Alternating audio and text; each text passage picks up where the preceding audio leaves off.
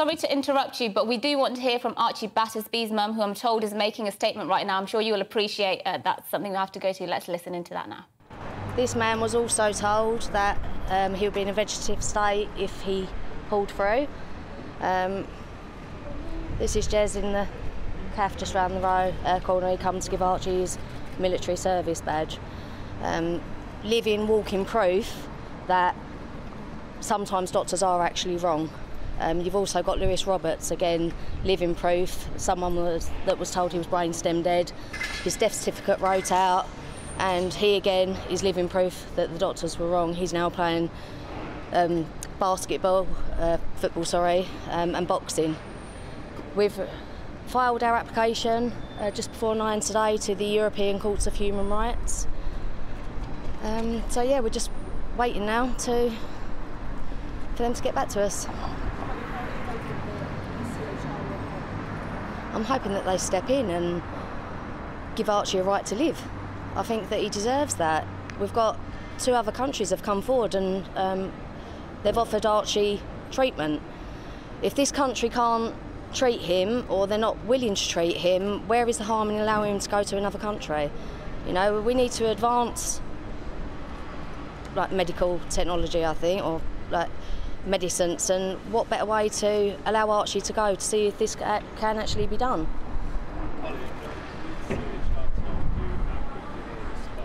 I don't know, that's with the legal team. All I know is that it's been filed this morning. They said that they won't withdraw whilst it's being considered.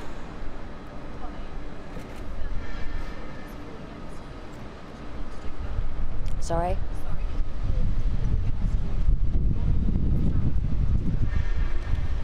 But we have actually asked, obviously we've put into place the worst case scenario and asked for Archie to go to a hospice, and this hospital brutally said no. So the courts are going on and really focusing in on the word dignity. What is dignified in dying in a busy hospital room full of noise with the door open, people coming in and out continuously, when Archie could be in a very peaceful garden with squirrels and wildlife running around to have his life support withdrawn there? Where, if they really want to focus on this word dignity, then I think that that option seriously needs to be also looked at. But obviously that is worst case scenarios. As I've said, there are other countries that want to take Archie and they want to treat him. Hollie, the last 3 days you've been given 2 times now, at which point the hospital said they would withdraw your son's life support. How can you summarise how you're feeling? What has the last few days been like for you and the family? I'm running on empty. Yesterday was a very down day for me. People that know me know I won't stay down for long, especially when it comes to fighting for my son's life. So today I'm back up again and I'm fighting. I promised Arch, the same with his dad, that we'll fight till the bitter end, and that's exactly what we're going to do. We're going to fight for the right for my son to live.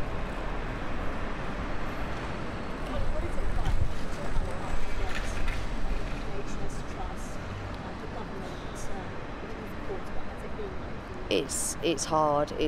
We knew that it was going to be a battle from the word go. I think the trust and the courts work very closely together. The Guardian, the Guardian is supposed to be an independent Guardian that fights for Archie's rights. That's so not true. She turned up at the court.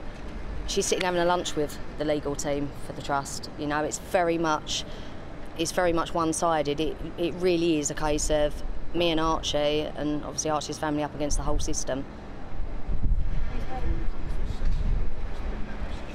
Sorry? Other countries are so supportive. They're really supportive.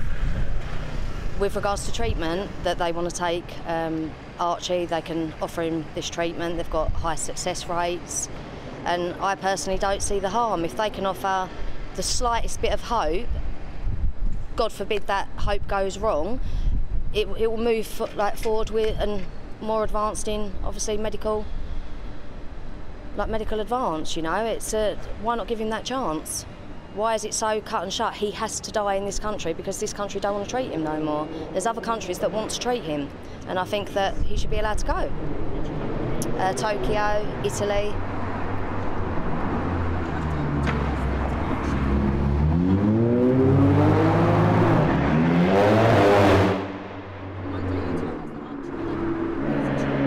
has got rosy cheeks. He's good. He's had a stable night again. He's good. He's good. I think everyone that's followed me on my Facebook page with Archie, I've put videos up, I've put pictures up daily, I put his stats up daily. He is very, very different to what the hospital clinicians have put forward to the courts. He's stable, and he's been stable the whole time we're here. We're on day 117, I think it is now. Okay, I am going to stand here and say doctors do get it wrong. I think Jess Stevens and Lewis Roberts are clear living proof that doctors do get it wrong, and I'm saying that they've got it wrong in this case. So they said Archie would last 24 hours. Here he is still fighting. Because at the minute I haven't, inside I'm broke. I'm not going to lie, I am broke, and at some point I am going to need serious therapy, but I haven't got time to think about me at the minute. This is a serious fight for my son's life, and I'm up against the biggest system and a trust. I haven't got time to break down at the moment. Hollie, what's the relationship been like between yourself and the doctors and nurses? We've heard about the breakdown almost in communication, or the breakdown in the relationship. What's it actually like in the hospital room when you know the two sides are against each other? It's really hard. I feel for the nurses because it is causing a lot of tension. It was said in court that our nurses are so distressed they've had to take time off. No, the nurses have actually been on holidays. I can give you a list of what nurses, obviously not mentioning names, what holidays they've been. They've all come back with their nice tan. So again, total misleading to what's been put across to the courts. But the nurses that work with Archie, you know, the relationship's good with us and Archie. They're there to do their job, and they're doing an amazing job. The clinicians, not so good. There is one clinician that I suppose I am on good terms with, but with regards to anything else, no, it's not good. It's totally broken down. Okay, right, thank you. I cannot say enough how impressed I am with that woman. I mean, I could cry. I mean, she's fighting so hard. She said there that she's up against the whole system. She hasn't got time to think about herself. I mean, she is a force of nature, utterly phenomenal, Hollie Dance. Absolutely. She said at some point she will need serious therapy, but she doesn't have time to think about that at the moment.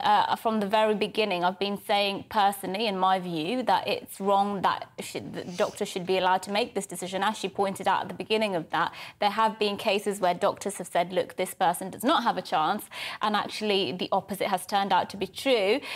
She mentioned there, speaking outside Royal London Hospital, that if this country can't or are not willing to treat Archie, where's the harm in sending him to another country? I think she said a couple of other countries have offered to actually give Archie treatment. So for me, it would feel wrong at this point if there are countries offering treatment, if there is even a minute chance that Archie has a chance to have some quality of life. It would seem wrong for doctors and judges to say, actually, no, turn that life support off. It just doesn't feel morally right. It doesn't feel morally right at all. Send that boy somewhere where if people want to try and treat him, allow that to happen. And she made a very good point as well, didn't she, about in doing this, it could help advance medical science. I mean, she, honestly, that woman is just, she's on the right side of this. I think, and anybody would sympathise with her, and anybody would say that any mother would fight for their son. But my gosh, isn't she fighting hard? Yes, well, we're just going to go to our reporter Ellie Costello right now to give us some more on this.